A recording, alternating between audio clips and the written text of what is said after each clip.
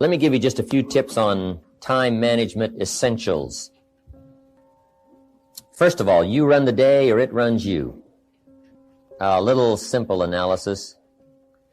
It's not that difficult to get something started, and you run it for a while, and after a while it starts running you. That's part of the challenge.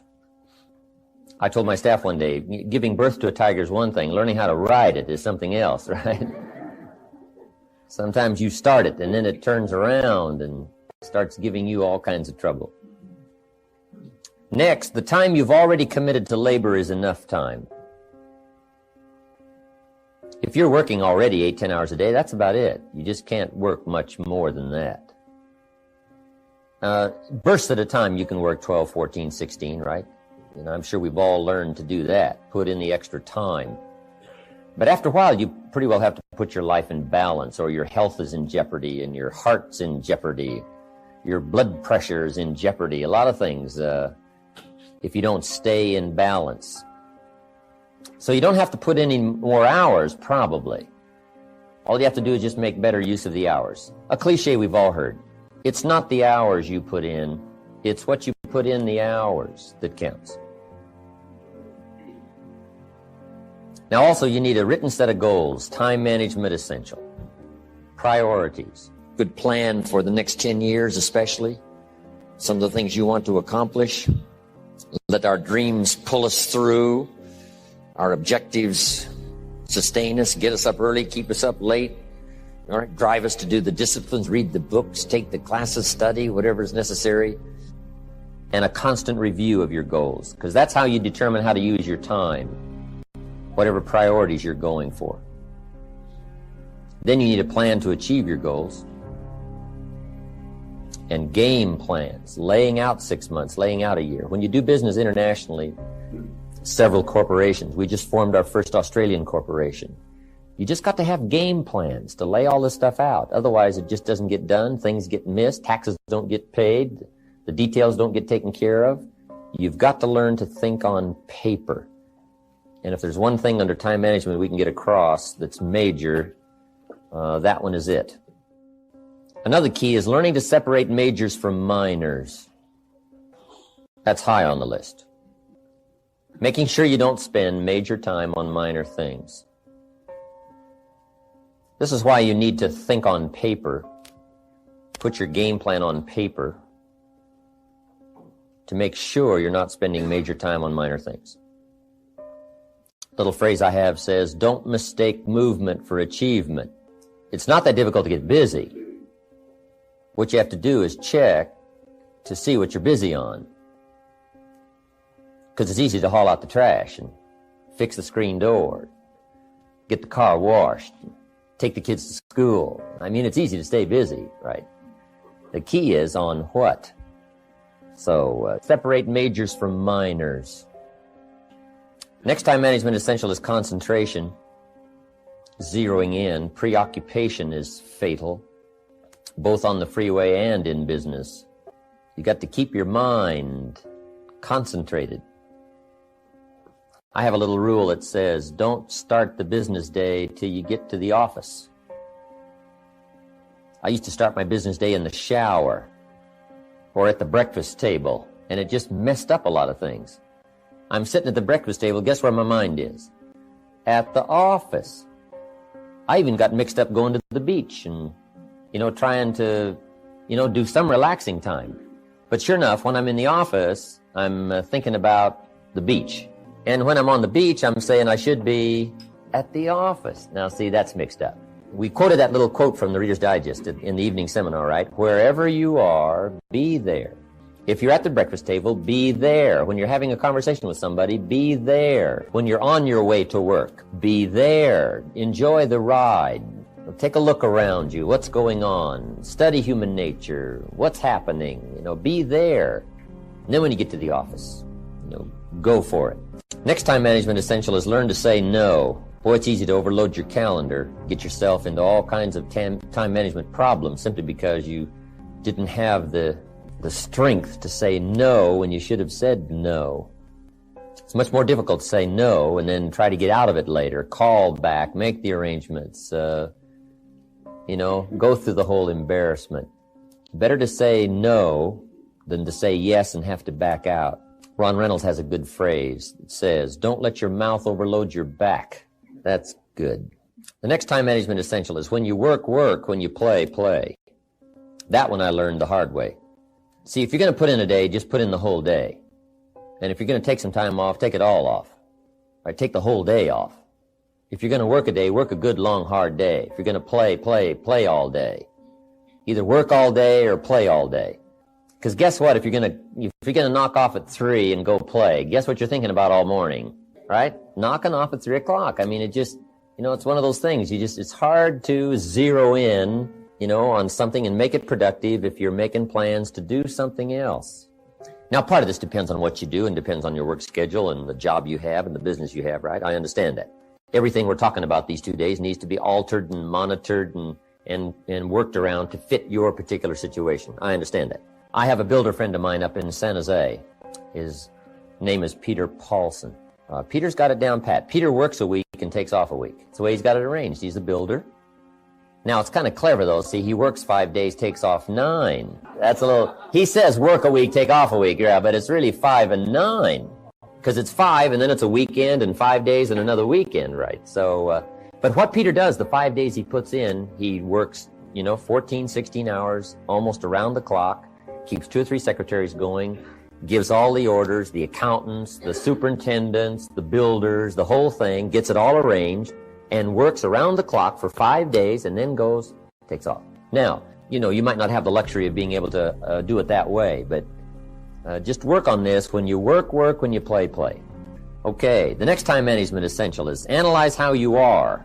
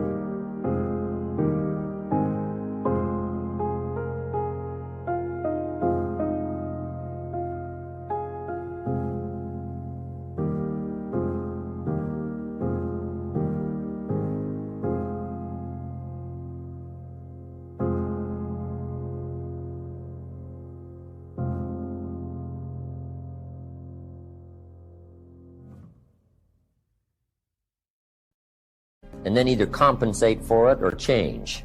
Sometimes you can remain how you are if you just make other arrangements. My staff discovered I'm a poor courier. They said, Mr. Rohn, here's a check for Jerry Haynes. You're going to be up north, right, in the next couple of days? I said, yeah, no problem. Give it to me. I'll see that he gets it. Guess when I next hear about that check? From my cleaners. Saying, Mr. Rohn, we found this, right? No, I say, look, I know I messed up that time, but, next time I'll make sure. See, but it just doesn't work. I'm not good at it. So we've got a little rule at our office that says, don't give the chairman anything, right? Don't. It won't arrive. He can talk good, but he's a poor courier. It won't get there. So you just got to analyze how you are and then make the compensations for it. Now, you can promise to change all you want, right? But if you're not going to, then make the other arrangements. I finally got somebody to help take care of reading financial statements and taking care of, a lot of corporate business and matters that I promised I would do myself, but I just never did get it done. And it used to be terribly costly to me for IRS and taxes. Unbelievable. But I finally got somebody to take care of that.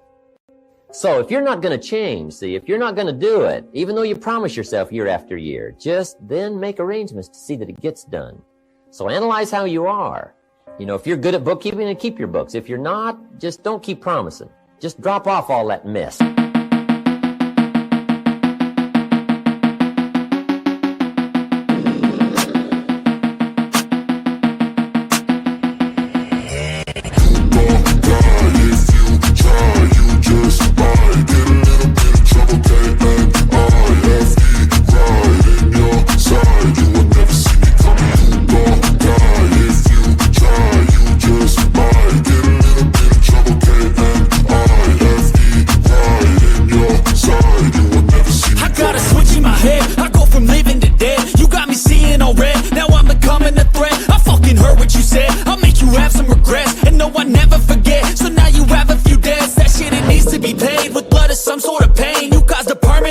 Which has determined your fate. I've never seen so clear. I feel the end and it's near. The day of reckoning's here. The sound of deafening fear. You won't die if you try. You just might get a little bit of trouble. K-N-I-F-E right in your side. You will never see me coming. You won't die if you try. You just might get a little bit of trouble. K-N-I-F-E right in your side. You will never see me. My energy is next level, so damn you better be careful. I got an angel and devil, he stands me straight in the temple. I'm ready to be a rebel, I've got a lot of potential hidden inside of this vessel. That shit is so exponential. I need a first class ticket to the top, no limit. I don't play no gimmicks, I'ma take you to the clinic. If you want a taste, come at me and you will be replaced. They won't find a trace of you anywhere or any place. You won't die if you try. You just might get a little bit of trouble. K-N-I-F-E right in your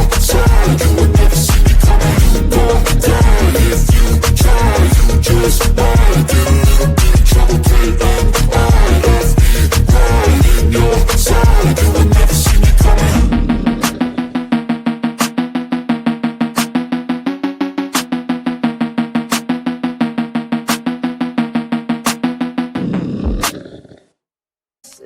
Twice a week or once a month in somebody's lap and say, here, figure this out and I'll pay you to do it. Sometimes for $100 a month or something, $50 a month, somebody will just, calculate a lot of stuff for you. Just save yourself all the grief of promising and never doing it.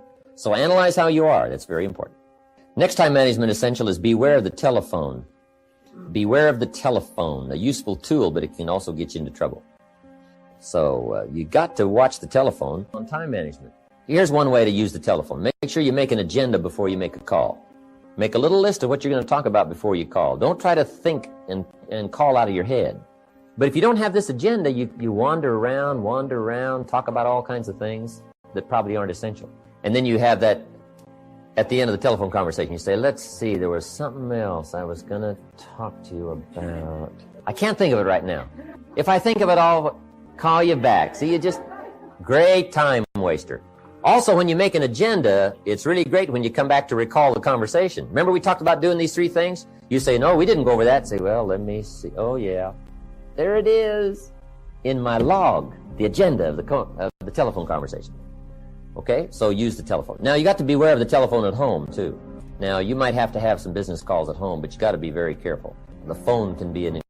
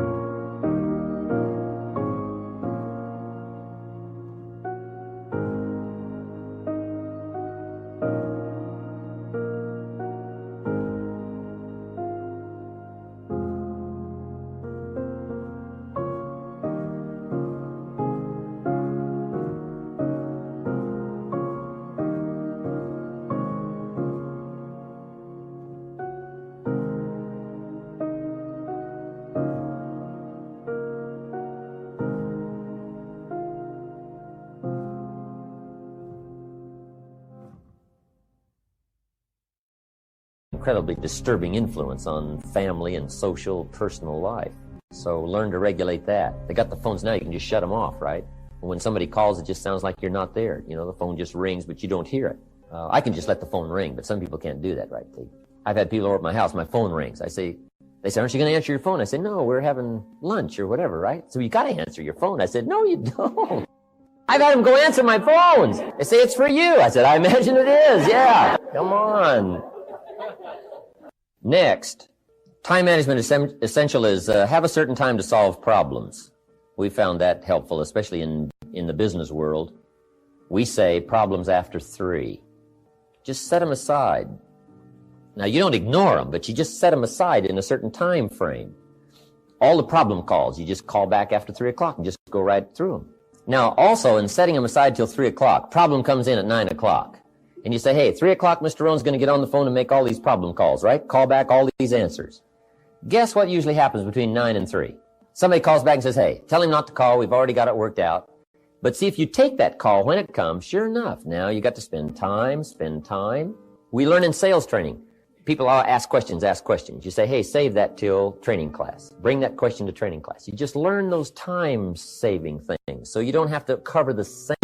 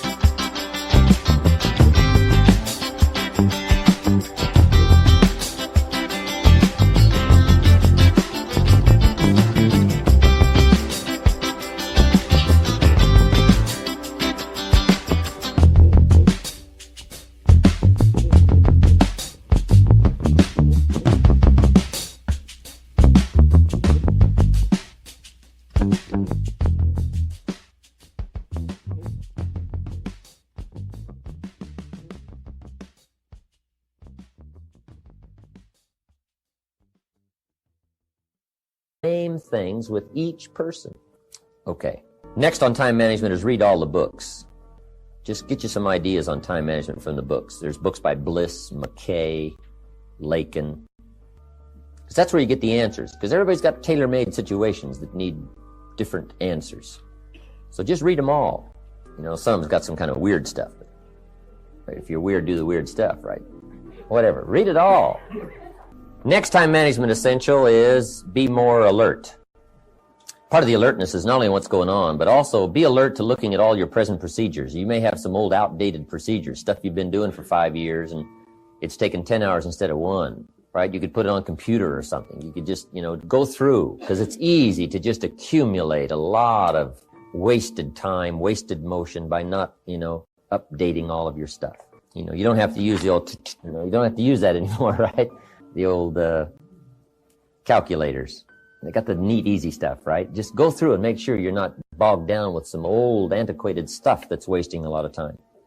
And then be more alert. Take a look at what's going around you. Say, hey, I've been going from here to there and it's taking too much time. In sales management, we teach, don't go across town until you've gone across the street.